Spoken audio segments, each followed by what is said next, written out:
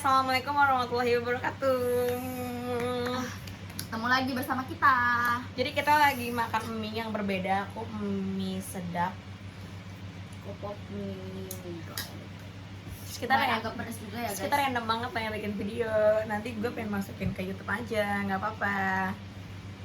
Kita pengen ngobrolin perihal yang seru apa ya? Apa langsung apa? Tentang kehidupan kali ya? Enggak, bukan. Oh, tentang anak rantau aja. Iya. Ya. Jadi for your information, kita berdua tuh dari dua daerah yang berbeda. Gue dari Jakarta, Silvi dari Pangandaran. Terus kita ketemu di Cirebon. Di satu kampus yang sama. Ya, sehingga membuat kita jadi ketemu. Tapi lebih tepatnya lagi kita ketemu karena sebuah organisasi. Apabila kita tidak masuk organisasi itu kayaknya kita nggak akan ketemu. Oke, untuk gua sebagai pandangan gua sebagai orang yang baru pertama kali tinggal jauh dari keluarga, itu bener-bener kayak stres banget awalnya. Sebenarnya sih awalnya kayak biasa aja ya, kayak karena kan gue dari kecilnya kayak suka nginep-nginep di rumah orang tuh, sering banget kayak gitu. Tapi bener-bener yang tinggal sendiri itu jarang, kayak bisa dikatakan kayak nggak pernah deh. Kalau nginep-nginep sering, cuma paling kayak ke rumah teman, di rumah om gue, rumah tante gue kayak gitu. Gue sering banget dari kecil kayak gitu. Bahkan kayak acara-acara pramuka, apapun itu gue juga ngelakuin gitu kan ya. Nah terus gue tuh pindah nih ngekos. Gue tuh awal-awal senang biasa aja, kayak ya udah gue kira bakal gue bisa jalanin semua itu. Tapi kayak hidup gue tuh terbalik banget, tidak semudah dan tidak segampang dan seenak yang gue kira anak kosan pada umumnya. Realita yang ada adalah gue bener-bener harus, gue kan gak bisa nyuci ya nih friend. Jadi waktu itu gue pernah gue tuh gak bisa nyuci, gue tuh diajarin sama teman kos gue. Gara-gara gue tuh gak bisa nyuci, gue tuh kesel banget kenapa ya gue nyuci kagak wangi. Jadi kayak cuma sebatas nyuci nih, wanginya di kamar mandinya doang, pas kita udah ngangkat kagak wangi. Nah temen gue ngajarin, terus gue bisa kan ya, sampai gue tuh dia tutorial gitu kan. Terus gue kayak Allah, gue kayak gini perempuan gak bisa nyuci gitu. Akhirnya gue bisa nyuci. Terus habis itu ngelipat nih ya, ngelipat jadi tipis ala-ala anak santren aja tuh, tahu gara-gara kalian anjir. Sebenarnya beda-beda sih ya, Struggling apa tahu? Bahasa Inggrisnya gembel. Bahasa Inggris anjir. Kesusahan masing-masing gitu, karena berbicara tentang ya orang rantau gitu, meskipun kita udah sering ngerantau, tapi kalau misalkan di tempat yang baru tuh tetap aja nggak sih ada rasa bedanya gitu. Kayak pasti nangis dulu, pasti ngerasa nggak betah dulu. Nih kalau gue baru pertama kali, kalau Silvi tuh dia emang udah pernah nyantren, jadi kayak nggak selamanya dia di rumah juga. Terus juga kayak ya sama aja sih sebenarnya, ngerasa kayak kangen keluarga itu pasti gitu. Cuma tuh kayak ngerantau itu nggak semudah yang kalian pikirkan gitu. Iya, gue pernah lihat beberapa teman gue kayak yang dia misalnya udah pusing banget nih ya di kerjaannya, terus bikin status gitu loh, kayak atau enggak bikin tweet, intinya dia itu deh nulis kayak pengen ngekos aja gitu. Padahal kan kayak anjir, gue segampang iya itu, gitu ya. tuh. Mungkin emang lu lagi rumit sama pekerjaan lu di sana, atau enggak sama masalah lu yang di luar gitu, sehingga lu bisa nulis untuk mau ngekos aja. Padahal ya setelah ngekos juga bakal ada kerumitan baru, yang dimana lu bakal sulit untuk nyari makan, yang itu lagi. Terus juga belum lagi kalau misalnya ini ya buat yang gak ngelondri ya, kayak misalnya udah nyuci itu tiba-tiba ada hujan, itu tuh sakit banget, sedih banget. Kayak gue udah nyuci kan ya, tiba-tiba pas buka pintu ternyata hujan, itu tuh kesel banget. Terus kayak misalnya pengen kemana-mana bingung, sakit bingung gitu. Gue pernah waktu itu habis ikut organisasi, gue kan sakit ya. Terus gue tuh di kosan bener-bener kayak yang udah tidak berdaya banget, dan untungnya tuh kosan gue antara kasur dan kamar mandi sedekat ini. Gue tuh ngesot anjir. Terus gue tuh nggak bilang sama orang tua gue kalau gue sakit, karena gue kayak yang kagak bener-bener. Biasanya tuh gue kalau sakit masih suka main HP, tapi itu tuh gue sakit kagak main HP. Terus tiba-tiba kayak besokannya, gue kira kan gue kuat ya, besokannya tuh gue tiba-tiba kayak denger suara HP. Terus gue langsung ngangkat, gue nggak pakai babi gue langsung, mama Aceh sakit, gue langsung kayak gitu, karena kayak nggak bisa berkata-kata apa lagi kan ya. Terus udah besokannya om gue nyamperin gue, Terus baru udah tuh gue udah kayak udah gak kuat banget, bener udah kayak gak kuat banget, gue udah mikir kayak meninggal aja atau nggak. Mana sebelumnya tuh gue baca Twitter anjir, jadi ada kisah orang meninggal di kosan, kan gue takut ya. Jadinya ngeri banget gue, mana dulu belum kosan sama Silvi. Tapi lu pernah nggak sih ngerasa kayak di titik dimana kayak kangen banget rumah, kangen banget masakan orang tua, sampai nangis gitu, sampai kayak duh kayaknya gue perlu pulang gitu deh. Kalau sampai kayak gitu kayaknya gue kalau buat nangis kagak dah. Gue pernah nangisnya tuh gara-gara yang awal banget tuh, gue karena kayak kaget. Terus kalau emang pengen banget pulang paling kayak ngerasa kayak gara-gara kan keluarga gue, tim yang keluarga kalau misalnya ada apa-apa di grup dikasih ketahu ya, kayak dipamerin tuh di grup keluarga gue tuh kayak gitu tuh. Gak ada banget dah gue. Nah kan jadinya kayak meskipun gue mau bodo amat gitu kan, tapi kayak ada rasa kampret banget nih orang-orang pada pergi-pergian gitu. Oleh gue gak ada rasa kayak gitu doang sih, kayak iri dan kecil kayak di sini gue nggak bisa seleluasa untuk pergi-pergian gitu. Tapi lu pernah nggak ngerasa kayak gue tuh ngerasa hebat banget bisa jauh dari keluarga gitu tuh Ya. Kayak nggak semua orang tuh bisa ngerasain kayak gini dan bisa apa ya, survive sampai ya gue sampai sejauh ini kan berarti berhasil kan, karena ya udah mau lulus gitu kan kita juga. Gue bangga banget. Kadang yang gue banggain sama diri gue gini, kan gue tim yang sebenarnya pemalas ya anaknya. Bahkan bangun tidur pun harus dibangunin. Agak bisa bangun sendiri gitu anaknya. Nah terus dia segala macam pakaian masih dicuci segala macam. Jadi ketika gue ngekos tuh gue jadi kayak tahu nyuci gitu tuh. Gue jadi kayak tahu rasa tanggung jawab. Gue jadi kayak rasa tahu kayak jaga diri gitu loh. Terus kayak yang ketika gue pulang jadi kayak berasa anjir kalau misalnya gue pakai baju sekali pakai doang, sedangkan mama gue yang nyuci gitu dan rasa kayak gitu. So gue jadi kayak ngerasa bangga kayak gue bisa manajemen duit walaupun gak bisa banget, tapi kayak gue bisa kayak ngatur nih, kamu dapet duit segini nih, gimana caranya kamu gunain gitu, meskipun tetap minta lagi kalau kurang gitu. Kalau lu gimana sih, bangga banget enggak? Ya kalau misalkan ngerasa kayak gitu bangga sih, karena tapi ada plus minusnya tuh Ci, ngerasa bangga tapi di sisi lain kadang tuh kalau ngerasa gak betah di rumah tuh pengennya keluar aja gitu tuh. Jadi tuh gak bisa tahan lama di rumah. Untuk menghabiskan quality time bersama keluarga terus menerus itu tuh kayaknya susah buat gua kayak gitu. Nah sebenarnya itu tuh menurut gua ya, menurut gua sendiri itu tuh kurang baik, karena kayaknya untuk ngabisin waktu sama keluarga tuh ya anytime gitu tuh, Kapanpun gitu. Nah, manapun. Iya kayak gitu. Jadi untuk merasa deket sama keluarga agak kurang gitu, karena ya bisa dikatakan besar di luar lah kayak gitu. Cuma ya plusnya itu ya tadi disebutin gitu, kita lebih survive melihat kehidupan secara real gitu. Iya di sini ya. Terus juga gini tahu guys, kayak kalau gue kan orangnya sering banget cerita ya orangnya. Terus harus kayak punya teman yang buat cerita juga gitu loh. Jadi kayak ketika gue udah ngekos, gue kan sendirian pernah yang ngekos belaga banget nih, gue ngekos sendirian. Gue kayak kehilangan teman cerita gue, ini gue cerita ke siapa ya? Maksudnya tuh gue tiap apapun gue ceritain. Terus akhirnya kan gue ngekos berdua Silvi itu tim yang jarang cerita. Tadinya tuh dia sependiam itu, tapi gara-gara cut dia sendiri sih yang bilang kayak dia ketemu gue jadinya dia ngobrol jadinya, padahal dia awalnya tuh introvert banget anjir, bener-bener kayak anakku tuh mendingan gue di main daripada gue bacot segala macam gitu. Karena kan kayak enak nggak sih cerita, enak banget. Karena kadang ngerasa kayak gini gak sih guys, ada di posisi dimana kayak kalau misalnya nyeritain itu gitu kayak mikir lagi kayak kayaknya gue nggak usah nyerita ini deh, kayaknya gue nggak usah nyerita itu deh, kalau misalkan gak dipancing gitu tuh. Kayak gak bisa gue kayak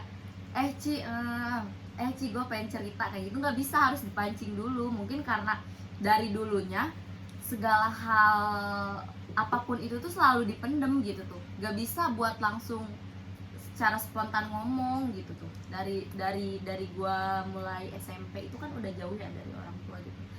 Jadi tuh untuk sekedar cerita pun jarang gitu sama orang tua, lebih baik dipendem gitu. Kecuali kalau misalkan orang tersebut peka dan nanya, baru mau cerita kayak Tuh. gitu. Gua kayak gitu. Semua sila-sila keluarga gue Silvi tahu karena gue cerita terus semuanya apapun yang terjadi. Terus juga kalau misalkan ya kalian ada yang ngerantau dari mulai remaja mungkin ngerasain ya kayak dewasa di luar gitu tuh. Jadi sisi dimana untuk kayak gua diem gak segala diceritain tuh pasti ada gitu tuh. Cuma tuh kalau gimana orangnya sih, kalau misalkan gua nyaman sama orang tersebut dan dia nanya ya gua pasti cerita gitu. Banyak plus minusnya, dan ya yang gua rasain sekarang ngerasa dewasa tuh, nggak kemana-mana tuh mau sendiri, mau sejauh apapun kita pergi tuh kayak ngerasa aman aja gitu, punya apa ya, punya kekuatan sendiri gitu kayak gitu guys. Jadi coba buat survive gitu merantau. Cuman kalau kalian mikir anak kosan enak, itu salah. Bagi gua pribadi itu salah. Iya. Salah banget gitu. Lu bisa bilang enak ketika lu udah setahun mungkin atau berapa bulan. Kalau awal-awal lu bilang enggak, awal-awal emang mikir pasti kayak enak. Gue juga awal mikir kayak enak nih ngekos, kayaknya gue bakal bebas main segala macem, apa tetek bengek segala macam gitu kan ya. Awal-awal emang enak karena apa? Karena kita masih kayak yang punya stok banyak, apa banyak itu gampang. Makin kesini kayak anjir ini gue gimana selanjutnya gitu, ada mikiran kayak gitu. Tapi gue pribadi kayak nggak ada mikir buat pulang, tau belum gitu. Dari pas awal banget lu ngerantau gitu, Gue palingan gitu nggak? gue minta pulang sih enggak, cuman gue mintanya gue ganti ke tempat kosan gara-gara dulu gue pernah gitu kesel sama orang, kayak gue ngerasa nggak punya teman, kayak temen gue punya teman lagi, jadi gue kayak anjir gue pindah aja lah dari kosan ini gitu. Kayak di samping tuh pada ketawa-tawa gue di kosan sendirian, terus gue nangis aja ya. Akhirnya gue telepon kakak gue. Terus juga nih gara-gara ngekos kita jadi deket sama orang rumah yang tadinya nggak deket. Lo gitu gak? Orang rumah yang punya kosannya? Bukan, orang rumah lu, inti lu, keluarga inti lu. Enggak. Soalnya sama adek lu gitu. Enggak. Gue mah jadi kayak gitu sama kakak gue. Awal-awal banget pasti kan ada lah ya ngerasa nggak betah kayak gitu, nggak inget rumah, pengen pindah aja dari Cirebon gitu. Itu kagak, gue belum ada, kayaknya kagak mikir itu. Soalnya gue kayak nggak apa-apa, nganggapnya nginep gitu. Cuman karena nggak ada temennya tuh gue ngerasa kayak nggak punya temen doang. Udah mana gue ini rasanya kayak kan teman gue banyaknya di rumah gitu ya dulu tuh awal-awalnya. Terus gue kayak anjir gue gimana ya, ngeliat updatean status teman-teman masih kayak seru banget di sono kata gue gitu ya, mereka bisa puas main di sini, gue kagak punya teman. Itu ada tuh rasa kayak pengen pulang aja, gue pengen pulang gitu. Tapi ketika udah nyaman di sini, menemukan sesuatu kenyamanan, gue kayak nggak apa-apa deh gue nggak pulang dulu gitu. Malahan jadi kota yang dikangenin. Iya tahu, sumpah Cirebon dan kenangan. Jadinya tuh apa ya, salah satu pelarian kita gitu tuh kalau misalkan udah ngerasa bosen banget di rumah, nggak ada kegiatan apapun, kayak ya udah perginya tuh ke Cirebon gitu. Iya, pengen cepat-cepat kesini aja gitu. Karena kayak ibaratnya nih jatuhnya kan rumah kedua kita ya, atau enggak rumah keberapa kita gitu kan. Jadi kayak apa sih namanya, kegiatan kita tuh udah separohnya di sini sekarang gitu. Sumpah, gue tuh sama Silvi kenal dari semester 3 kita ngekos bareng ya. Semester berapa sih? Pokoknya 5 ya? Covid gak sih? 5 berarti ya. Pokoknya gue kenal Awal Silvi ya, kelas, dari semester 3. Semester 3 menuju semester 4 baru kenal Silvi. Terus gue awal ngekos bareng tuh semester 5. Dan kerennya kita, alhamdulillah tidak pernah selek. Gue bangga banget sama itu. Demi Allah. Karena kayaknya gue ngerasanya kayak saling melengkapi aja gitu kan. Ngerasanya kayak gitu ya, kayak kalau misalkan salah satunya ada yang nggak beres, dilengkapi sama yang satunya kayak gitu. Jadi mungkin salah satu penguat kita gitu. Dan juga apa ya, selama berteman tuh gue belum pernah ngobrolin apa-apa tentang Cia. Maksudnya kayak hal buruk gitu kan, kadang ada ya orang ngomong dari belakang kayak gitu. Mungkin bisa juga. Gua kira ya. Nanti pasangan gue Libra juga harusnya. Iya, biar cocok ya, Pia. Iya, Iya, anjir bener bisa ya. Enggak, gue kira tuh lu gara-gara waktu saudara gue nanya sama Cia udah berantem belum gitu kan, Kati gue pernah nanya kayak gitu. Tapi sumpah enggak, keren serius banget. Belum pernah kayak nyeritain. Ya kalau misalkan ada kayak sedikit kesel ya itu cuma ngedemul di hati doang, udah beres gitu.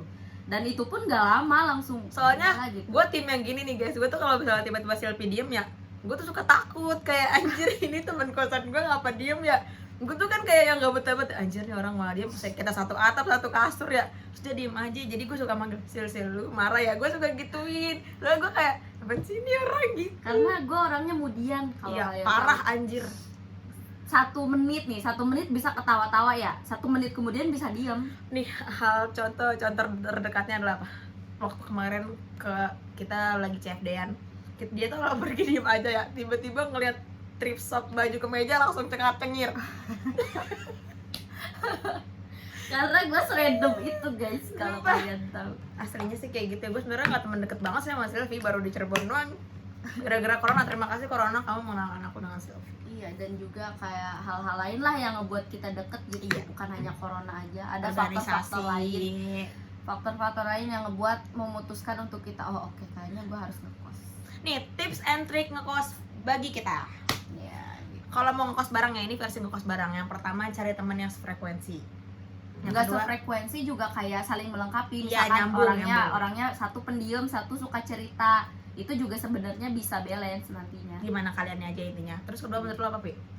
Menurut gua apa ya, orangnya nggak fake sih, Apa adanya, apa natural. adanya. Terus juga Jadi diri kayak lo sendiri dah paling penting. saling menerima. Intinya kayak kalau misalkan kita orangnya risihan, gak bisa untuk kita join berdua.